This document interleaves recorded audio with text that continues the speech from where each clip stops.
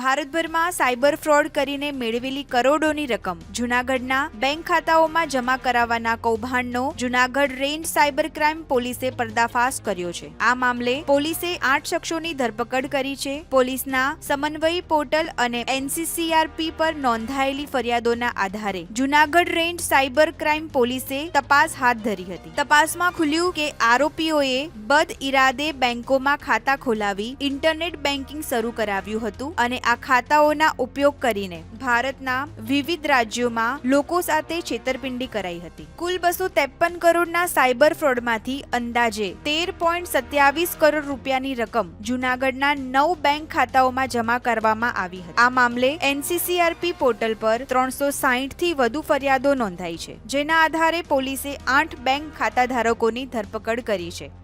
તે અન્વયે જૂનાગઢના માનનીય IGP સાહેબ દ્વારા અત્રેના સાયબર ક્રાઇમ પોલીસ સ્ટેશનને સૂચના કરવામાં આવે કે સરકારનું જે સમન્વય પોર્ટલ છે તેનામાંથી તમામ માહિતી કાઢી અને જે મ્યુલ અકાઉન્ટ્સ જૂનાગઢના છે અને જે ભારતભરમાં સાયબર ક્રાઇમમાં વપરાય છે તેની તપાસ કરવી અને કાયદેસરની કાર્યવાહી કરવી।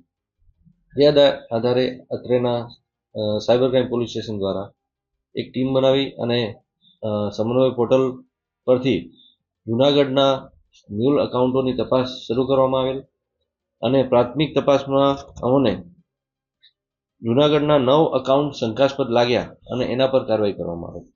એ 9 અકાઉન્ટ જે છે જેની આખી વિગત કાઢવામાં આવી તો તેમાં અમને માલુમ પડ્યો કે એ 9 અકાઉન્ટ પર આખા ભારતમાં 360 જેટલી ઓનલાઈન કમ્પ્લેન નોંધાયેલી છે અને એ કમ્પ્લેન બહુ મોટી રકમની છે।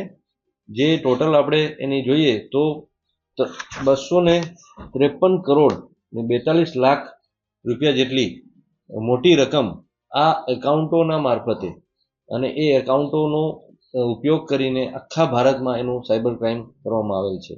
પકડાયેલા તમામ આરોપીઓ મુખ્ય સાયબર ગઠિયાઓના મળતિયા તરીકે કમિશનની લાલચમાં પોતાના બેંક એકાઉન્ટ ભાડે આપતા હતા। PNB, Canara, Indian bank, axis, BOB અને યસ બેંકમાં ખાતાઓ ખોલાવ્યા હોવાનું સામે આવ્યું છે। આરોપીઓની વધુ પૂછપરછ ચાલી રહી છે અને અન્ય સંડોવાયેલા એજન્ટો તથા ગઠિયાઓની શોધખોળ શરૂ કરાઈ છે। સાયબર ક્રાઇમ પોલીસે સ્પષ્ટ ચેતવણી આપી છે કે કોઈ પણ વ્યક્તિ જો પોતાનું બેંક એકાઉન્ટ ભાડે આપે તો તેની સામે કડક કાર્યવાહી કરવામાં આવશે। પોલીસે નાગરિકોને અપીલ કરી છે કે કોઈ પણ શંકાસ્પદ પ્રવૃત્તિ અંગે તાત્કાલિક પોલીસનો સંપર્ક કરે। ધન્યવાદ, આભાર।